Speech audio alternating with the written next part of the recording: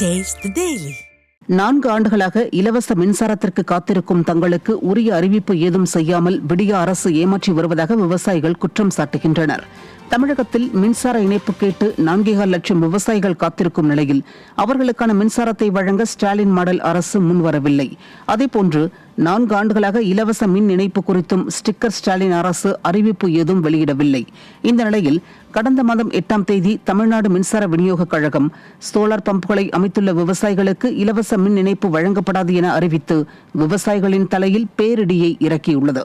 இதனால் ஆவேசமடைந்துள்ள விவசாயிகள் இதற்கெல்லாம் வருகின்ற தேர்தலில் தீய சக்தி அரசுக்கு தக்க பாடம் புகட்டப்படும் என காட்டமாக தெரிவித்திருக்கின்றனர். பயங்கரவாதத்தை ஆதரிக்கும் பாகிஸ்தானிற்கு அணு ஆயுதம் தேவையா என்பதை பரிசீலிக்க வேண்டும் என இந்திய பாதுகாப்புத்துறை அமைச்சர் ராஜ்நாத் சிங் தெரிவித்துள்ளார்.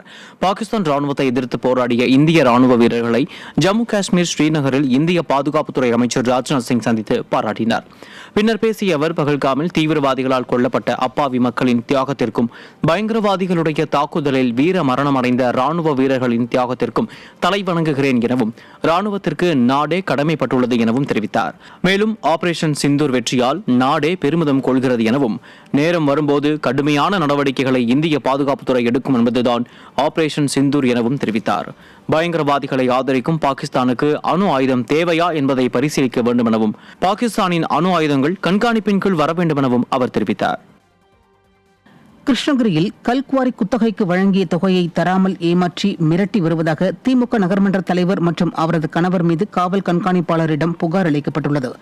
நாகரசம்பட்டி அதிமுக நகர செயலாளர் அண்ணாதுரை, திமுகவை சேர்ந்த கிருஷ்ணகிரி நகர்மன்ற தலைவர் ஃபரிதாவின் கணவரும் திமுகவின் முன்னாள் நகர செயலாளருமான நவாப் என்பவருக்கு சொந்தமான கல்குவாரியை சுமார் 6 ஆண்டுகளுக்கு முன் ஒப்பந்த அடிப்படையில் 5 ஆண்டுகளுக்கு குத்தகைக்கு எடுத்துள்ளார்.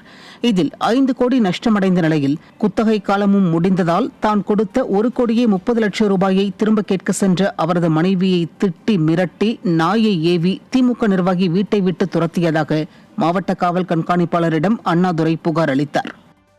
சரி, நாயை கூப்பிட்டு அழுத்து விட்டு நாயை கழட்டி விட்டாங்க. ஹேண்ட் பேக் வச்சுருந்து தூக்கி எடுத்து வெளியே விசாட்டிட்டு என்னையும் வெளியே தள்ளி விட்டு ஆட்டோக்காரை கொடுத்து என்னம்மா பிரச்சனை பண்ணுறீங்க போங்கன்னாங்க.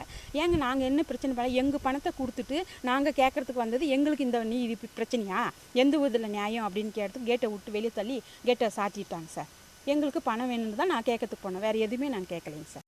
உள்ளே இருந்துன்னு ஆளுங்களை தூண்டி விட்டு நாயை விட்டு விரட்டி பேக்கெல்லாம் தூக்கி போட்டு கீழே தள்ளி விட்டு விரட்டி நிற்கிறாங்க. நீ எங்கே போய் வாங்கிக்க, நீ சிஎம் கிட்ட சொல்லு, மந்திரி கிட்ட சொல்லு, துணை முதல்வர் சொல்லு, யார்கிட்ட சொல்லி நீ வாங்கிக்கோ, உன்னால் என்ன பண்ண முடியுமோ பண்ணிக்கான்னு சொல்கிறாங்க. இது சம்மந்தமாக நான் மாவட்ட காவல் கண்காணிப்பாளர்கிட்ட நான் புகார் மனு கொடுத்துருக்குறேங்க. அது உரிய நடவடிக்கை எடுக்குமாறு நான் கேட்டுக்கிறேன்.